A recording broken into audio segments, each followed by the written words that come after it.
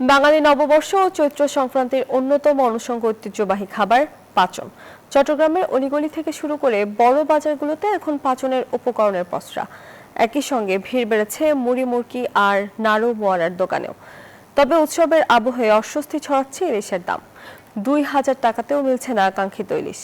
Abu জাবেদের video চিত্রে চট্টগ্রাম থেকে নয়ন বড়ুয়া জয়ের রিপোর্টে থাকছে বিস্তারিত। এটি মূলত পাহাড়ি জনগোষ্ঠীর জনপ্রিয় খাবার হলেও বর্তমানে বাংলা নববর্ষ ও চৈত্র সংক্রান্তির ভোজের একটি বিশেষ পদ হিসেবে সমাদৃত। চাহিদা মেটাতে চট্টগ্রামের বাজার ও পাড়া মহল্লায় বসেছে পাঁচন তৈরির উপকরণের হাট। হরেক রকম শাকসবজি ও ফলের সংমিশ্রণে তৈরি এই মিশ্র তরকারি স্বাদে ও পুষ্টিতে অনন্য। এঁচড় নিলাম আর এখান থেকে এই সবজি নিলাম আর টুকটাক আরো কিছু নেব। হ্যাঁ, পাঁচনের জন্য।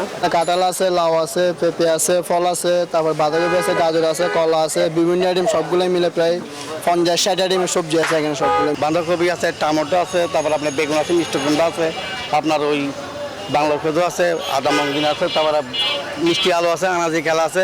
মানে পহিলে বসে উপলক্ষে যেগুলো পাঁচন দরকার ওগুলো নিয়ে আমরা এগুলো এখানে বিক্রি করছি বসি। বাঙালির চিরায়ত ঐতিহ্যের আরেক নাম মুড়ি মুরকি, নাড়ু মোয়া ও নিমকি।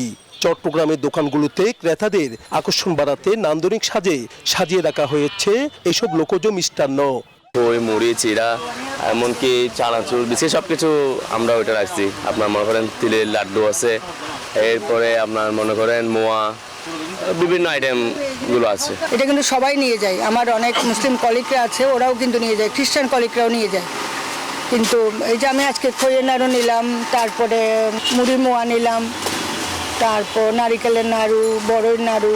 তবে নববর্ষের অন্যতম প্রধান আকর্ষণ পান্তা ইলিশের আয়োজনে এবার যেন ভাটা পড়েছে। চড়া দামের কারণে মধ্যবিত্তের নাগালের বাইরে চলে গেছে রূপালী ইলিশ। বাজারে 500 গ্রাম ওজনের ইলিশও বিক্রি হচ্ছে 2,000 টাকার উপরে, আর 1 কেজি ওজনের মাছের দাম ছাড়িয়েছে 2,500 থেকে 3,000 টাকা। সমুদ্রের ইলিশটা এখন নাই, বন্ধ। নতুনগুলি আধা কেজি হলে বিক্রি করবে আপনার 1800 টাকা, 1900 টাকা।